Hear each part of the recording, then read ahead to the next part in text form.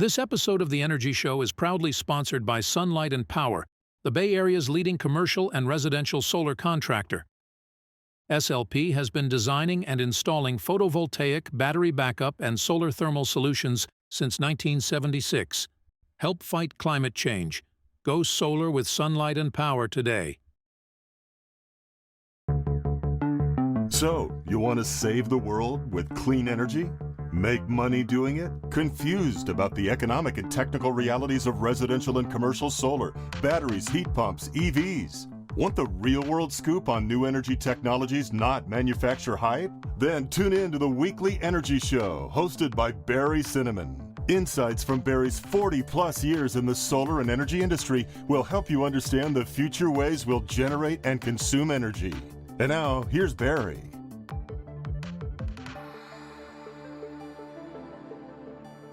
Welcome to segment 2 of our Energy Show episode with Scott Sullivan. We pick up the discussion with suggestions for selecting a solar and storage company, as well as advice for solar companies as they navigate the changing energy industry landscape.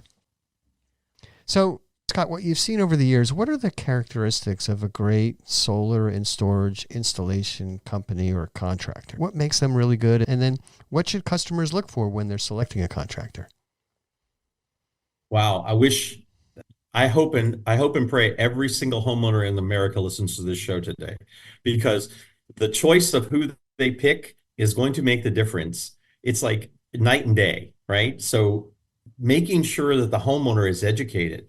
We are dealing with the most educated homeowner now than we've ever have been before. I mean, I have customers call me up and say, well, before I have you guys come out and talk to me, what's your price per watt? What? That just 20 years ago, they didn't know what a solar panel was and they couldn't spell inverter. And now they're asking me what my installed price per watt is.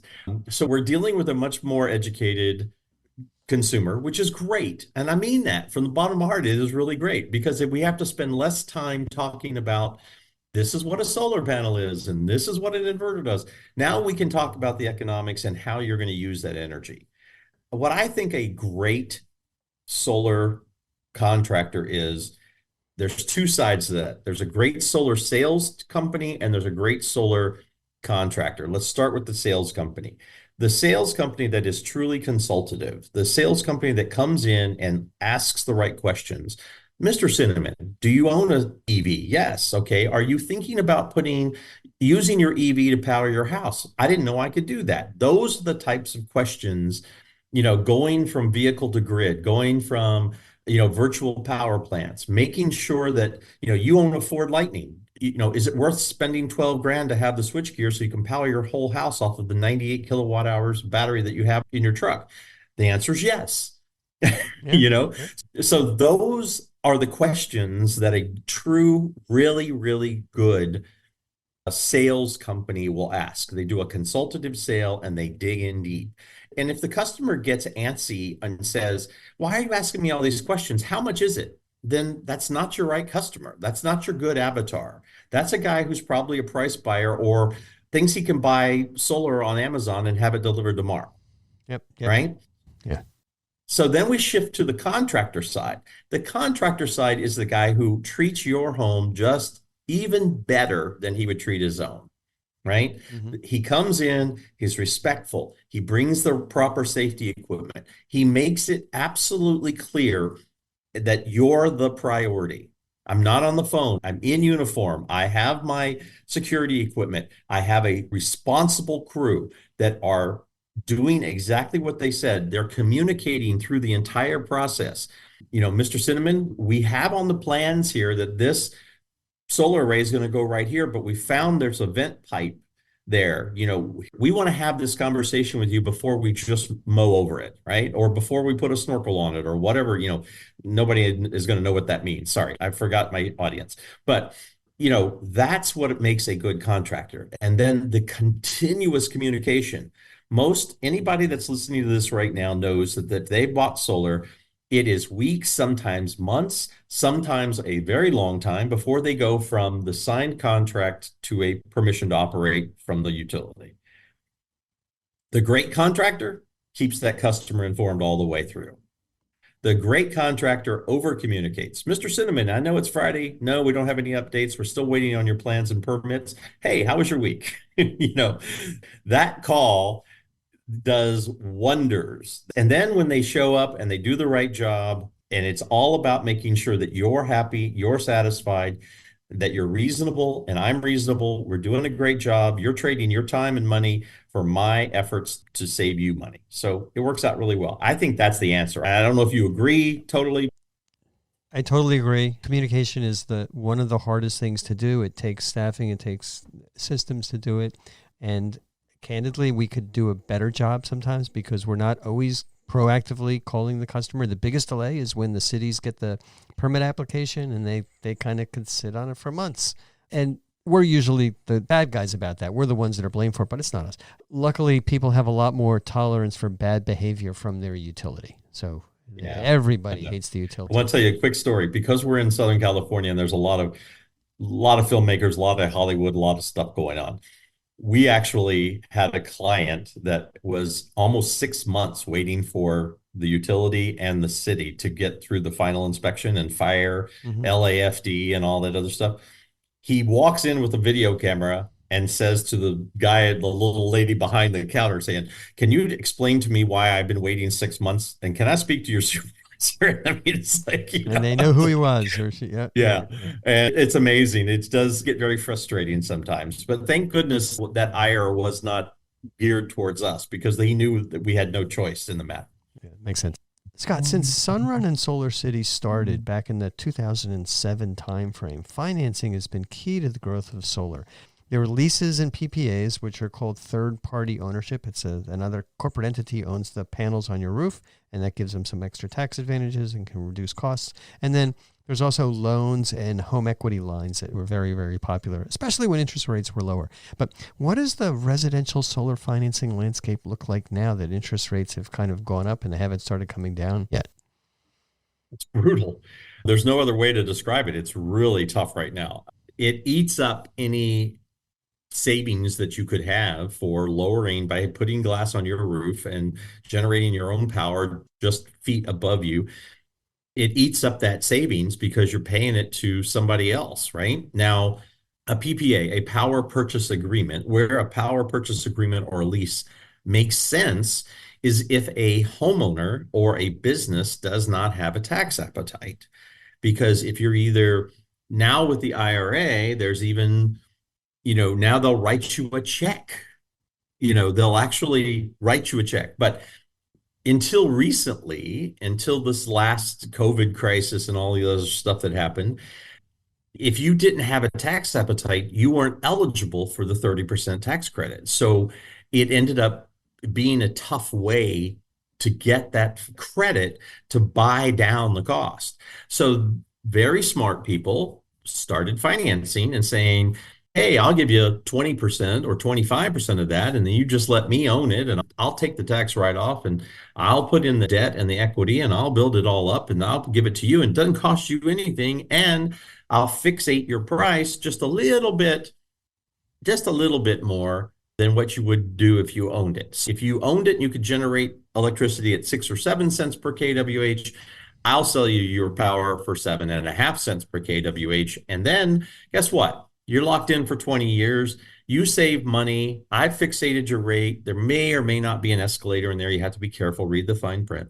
And then at the end of the term, you can either own it, renew it, buy it for fair market value, blah, blah, blah, all those things. So those financial vehicles made a huge difference before the IRA and before, all of the tax things that have been happening. So it was a big boon for the industry because I want to go a step further and say it gave us credibility.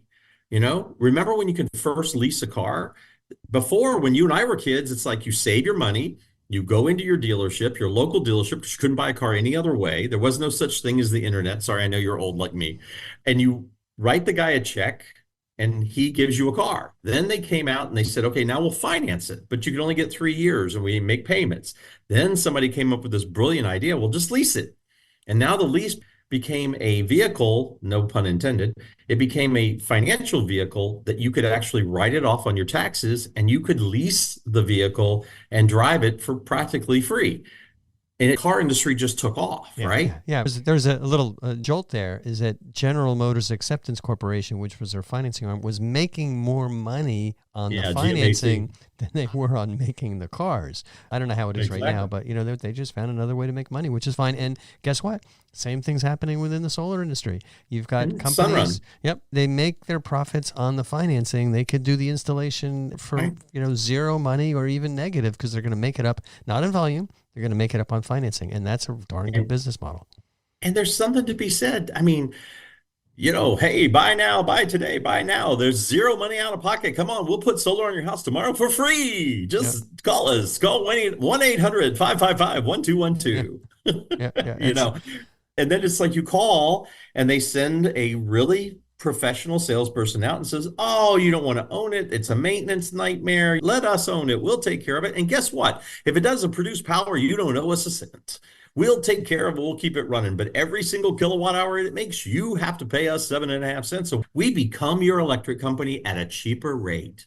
And it works. And, it's a little challenging. All right, let's change gears a little bit. We talked about the financing. Let's talk about potential new channels to sell a lot of solar and storage. So I'm wondering what you think about the utility virtual power plants that are out there. And then I think coming down the road, the utility V2G or vehicle to grid programs.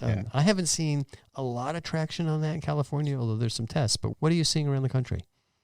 So I think the Ford Lightning is going to change that, right? I really do. I mean, the Ford Lightning, maybe to some extent, Elon with the Cybertruck, not as much, but the Ford Lightning is 100% geared for that market. I pull my Ford Lightning up at night, plug it in, the power goes off, it switches, and now my truck is powering my house, right? It's that simple. It literally is that simple. So I think that day is coming, right? And I also think that the day is coming when you talk about the virtual power plant. That, to me, nothing good comes from the utility owning that. What I think happens is, you didn't actually say the word community solar, but it's got the same vibe, the virtual power plant.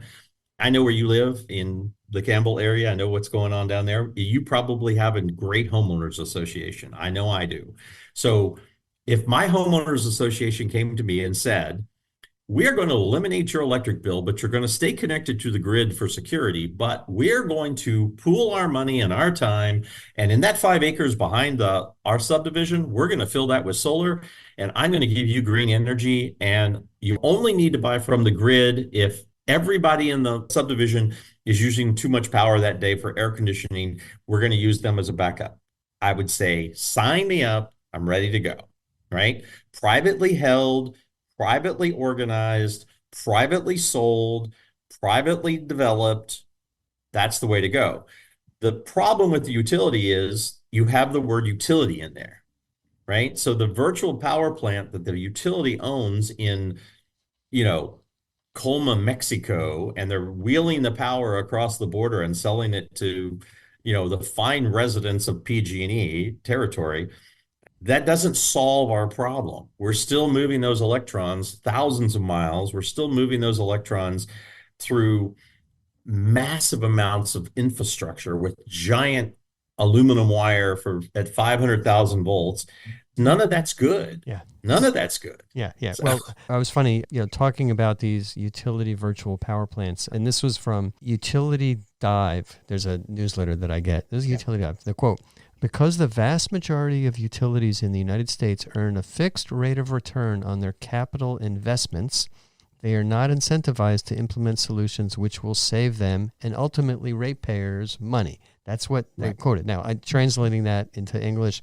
Utilities only want to do things if it's going to add to their asset base, because they get a 10% guaranteed rate of return on every building, every truck, every trench, every pile of batteries in the neighborhood. And they get a 12% guaranteed rate of return on net assets. So you see all these utilities saying it's only 2 cents a kilowatt hour to put solar and batteries in our own production facilities, and there's batteries there. You got power at night. But then the rates are 40 cents a kilowatt hour to homeowners. The reason is, I think it's $10 million a mile to put those underground transmission lines in. And so it's $100 billion. It's laughable for PG&E to do all that, but the Public Utilities Commission's kind of going along with it. And so this whole structure of power plants that are owned by the utilities is going to bankrupt the state, and they can't possibly build them fast enough. I mean, it was just kind of keeping up with all vehicles electric by 2035, heat pump installations, just general growth of the population. And now put on top of that, there's these news articles about how AI processing is going to require a tremendous amount of electricity. We're just not going to be able to produce that power. It takes 10 years to build these transmission lines. It takes 2 years to build the solar plant, but 10 years to build the wires that you need, and it's going to be expensive. So yeah, we're going to see what happens. I keep coming back, and when I ran the numbers for all the transmission lines that PG&E wants to spend, it's cheaper to put solar and storage on every single sunny roof in California than it is to do what the utilities want, just to build the transmission lines that won't burn cities down. I think we should be scared, though, if the utility realizes what you just said. If somebody smart enough at the utility says, oh, I'll just put solar on every single ratepayer's house and I'll take the power. I'll just rent their roof from them. That would be scary because I just don't want them to get smart enough. A friend of mine was on the board at PG&E, and I was talking to him about that for commercial buildings. And he said, they ran the numbers. They would have to spend too much money to, quote, lease the roof compared to the profits they would get. So they do not want that business because they make way more money as long as they've got a compliant Public Utilities Commission. Compliance is basically fueled by a lot of money that they donate. They make way more money that way. Well, let's talk about the other thing that you mentioned during the course of that, vehicle to grid and VPP. But I think the way we win, the way solar wins, the way renewable energy wins, the way the human race wins, the way the Americans win, is that if you go back, we're not quite old enough, but right at our childhood, in rural America, they did not have indoor plumbing, right? Mm-hmm. So if you go back 60, 70 years, there are places in America that were not electrified and did not have indoor plumbing. And then building codes changed, and then infrastructure changed, and then clean water acts were passed. And all of a sudden, houses were now being built plumbed with gas, electrified, plumbed with clean water, plumbed with sewer. There weren't septic tanks. All of these things were changing even in rural America. So I think where we win, and I don't want any more legislation. I'm a small government guy, right? Small d. Let's just tamp down the government. We don't need legislation, but we need common sense. How about build every house and have it stubbed in for batteries? Build every house stubbed in for an electric vehicle. Why? Because there's a 75% chance in the next 10 years you're going to own one. Yeah. Right? Why not go ahead and just pre-wire and stub every house in for solar? Even better yet, how about when you are a subcontractor, if you're a home builder, if you're Lamar, I'm not calling anybody out. So please, I got buddies that work at Lamar. I got buddies that work at Colwell. All those home builders that buy a tract of land, instead of racing to the bottom to see how cheap you can build it and how much margin you can make, how about building more efficient homes? How about making sure they have solar, making sure they have solar thermal, making sure that they have a battery, so that if we start doing that, and I remember when the MLS, when you sold a house, you couldn't check the box that says, I only want a house with solar. The MLS today, if you and I are buying a house, we can go to the MLS listing and we go, show me only houses that have solar. Yeah. Right? And they'll just pop up. Just like I can go to an app on my phone now and I can say, show me blue trucks that are for sale today. So smart people that care are going to be able to change this world by just making it available. If we all put solar and batteries and solar thermal and everything at the time we build the house, I read somewhere it adds less than $2 a month on a 30-year mortgage. Yeah. It's amazing. And then everything you say makes total, rational, big picture sense. And then you see what happened over the past few weeks where the fossil fuel Yeah, industry overturned the ban on natural gas hookups in Berkeley and elsewhere. exactly. And so, there's those incumbent industries that have a ton of money and they'll fight these lawsuits forever. But gradually, I'm a big believer in superior economics, and, it's going to cost more for us to dig up those gas lines and take them out or just cap them. And at the same time, put in a bigger electric service. It's going to cost more, but it'll eventually change. And If we you're see that. if you're listening to the sound of our voice right now and you happen to be a billionaire, Bezos, anybody, if you happen to be a billionaire and you want to change the world, would you please call Barry and Scott? Yes. Think about doing the right things and your money to work for really sustainable We changes. really don't need a colony on Mars yet. We need cheaper power here. Yeah. Okay. All right. We're talking about big pictures, big changes. Let's get down to the drill down all the way to the bottom. Scott, you've been in solar a long, long time. What do you do for fun? Oh, wow. So my wife and I love to travel. I have been very blessed. Solar has offered me, I have been involved in almost 16 gigawatts of power installation, and I have installed solar in 22 countries, including Serbia, Croatia, China, Indonesia, Malaysia, of course, Germany, UK. So we love to travel. I love the opportunity to go and meet with, we did a remote island in the Philippines that there was no power on the island at all. And they wanted to put in a little 1 megawatt ground mount so that they could power all the homes in the entire island. And I was just blessed enough to be part of that. So we love to travel. My wife and I are also movie files. COVID really put a cramp on that, but we used to have a date night. I've been with my wife for a very long time. And I know you and Christy have been together for a long time too, but it's like every Friday night for decades, we would go to the movies and see whatever the new movie was coming out because we like the movie theater experience, right? Yeah, well, life changes. COVID comes, and then you build a theater room at your house, and now it's like, yeah, I don't ever go out anymore. Yeah. So I've got a great big huge room with a great big huge TV and really comfortable chairs and 17 streaming services, and I have fiber to the desk. I'm bringing fiber optic cable right to my desk, so I can stream movies and And you a can crazy popcorn machine and pace. everything you need. Exactly. Yeah. So, but we still love a good movie. I'm not as voracious of a reader as I used to be because, God help us, I have to wear these every day now. So, but used to read all the time on the planes, and now I listen to books on tape. So I love to continue learning, but that's what we do for fun. We got 2 beautiful grandsons that I love to death. I got 3 grown kids that are all productive members of society. I mean, I don't know what else you could want out of life, right? I have lots of philanthropic things that my wife and I do, and we love it. We're very active in our church. I tell you what, have you ever been to a hotel room and you open the drawer and there's a Bible in the drawer? Gideon. I've been a Gideon for 22 years. Yep. So I'm very, very active in the Gideons, and that's kind of what I like to do to give back.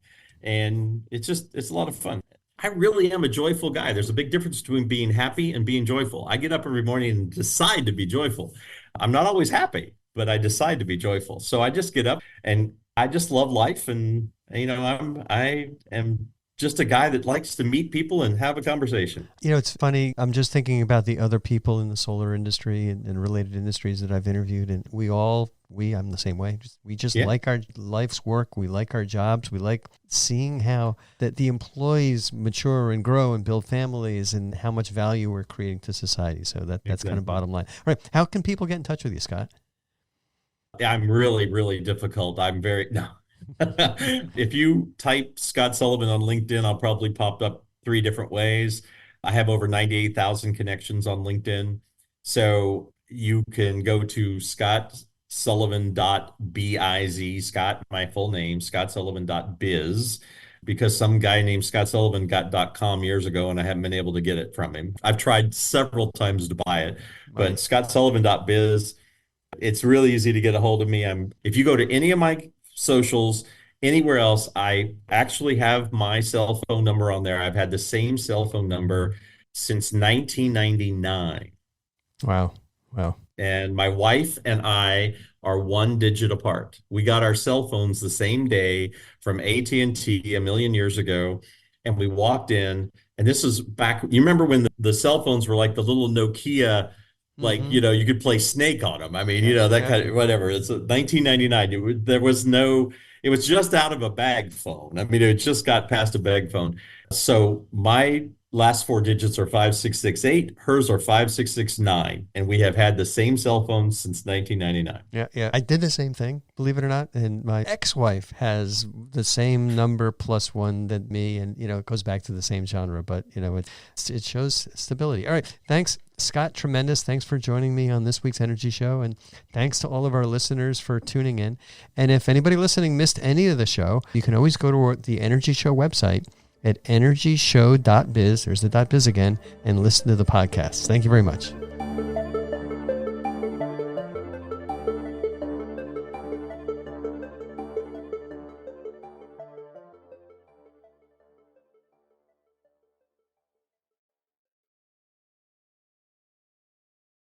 This episode of The Energy Show was proudly sponsored by Sunlight and Power, the Bay Area's leading commercial and residential solar contractor. SLP has been designing and installing photovoltaic, battery backup, and solar thermal solutions since 1976. Help fight climate change. Go solar with Sunlight and Power today.